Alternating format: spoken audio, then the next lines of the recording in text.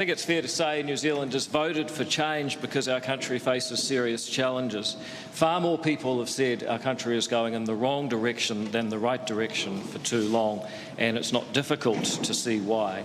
Under Labor, we've seen costs rise too fast, crime rise too fast, and our society become too divided.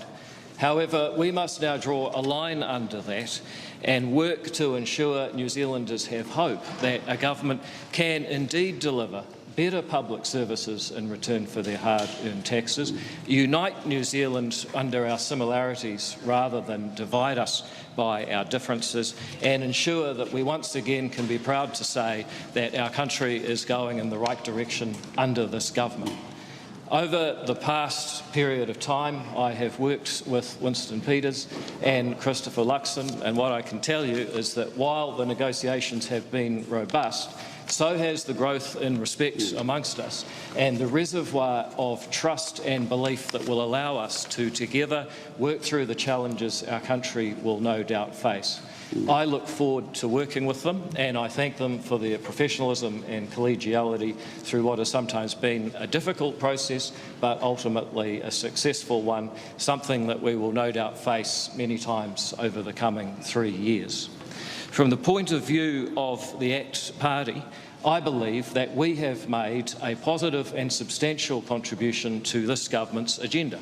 We campaign not only to change the government, but to ensure that it is a government of real change. For far too long, New Zealanders have been made poorer than they need to be because we spend too much time complying with bad rules and not enough time being productive.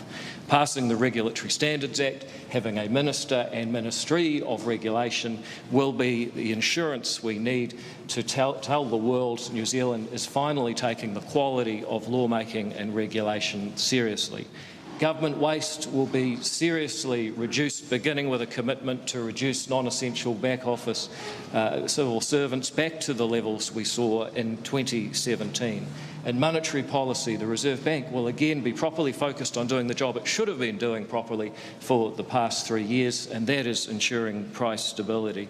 In workplace relations and safety, Brooke van Velden will lead important work, ensuring that employment law is fair again and health and safety regulations are workable. Immigration will again be human, allowing parents to come on a parent category visa, a promise that's been denied despite the expectations of so many migrants who chose our country for so long, while, among other changes, those who are the partner of somebody on a work visa will themselves be able to work and pay tax. In government, we will see a full replacement of resource management law, beginning with a founding principle of property rights, which has been absent from those laws for far too long. Landlords will again be treated with dignity so that more people might want to be one, and tenants will have a greater chance of having a place to live, particularly if they have pets, and especially if that pet is a very good boy, in which case pet bonds will be available. In rural New Zealand, we'll finally see a return to treating rural New Zealand with respect and dignity, including localising the freshwater regulation making and also ensuring that we have a split gas approach. 3 strikes will be back. Prison capacity for adult and youth offenders will be expanded in order that the victim is put back at the centre of the justice system. Licensed firearm owners have been treated abominably over the past 4 years by the previous government, and we are all less safe as a result.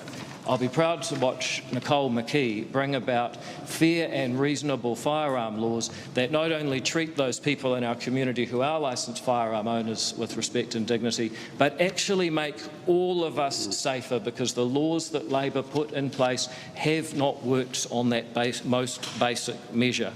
Education will see the return of partnership schools, kura horua, or as they are more commonly known, charter schools, with the ability for state schools to take on charter school status. There is nothing more important than in New Zealand on any particular day than how many kids actually show up to school and what they learn. And what we're doing right now is not working. We must do better, and we know that we can.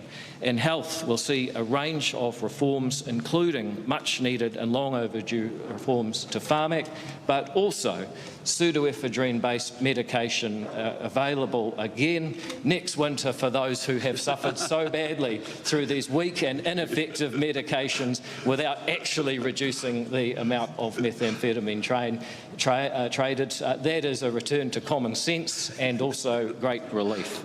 Oranga Tamariki will be reformed, with Karantua completing an extraordinary journey from a victim of SIPs to the Minister for Children, with the power and opportunity to make that dysfunctional organisation work for some of the most vulnerable people in our society. There will be wholesale reform of the government's approach to applying social services. We will no longer be treating people differently based on ethnicity as a starting point. We will be focusing public services on need. We will also advance ACT's Treaty Principles Act. It will be drafted, voted on, sent to Select Committee and consulted on. The responsibility for persuading our coalition partners and the New Zealand public that that kaupapa should continue to enhance the mana of the treaty by for the first time debating democratically what our founding document means in the modern age deserves to continue through later stages and to referendum as a corollary from that. In conclusion, we campaigned to change the government. We've done that.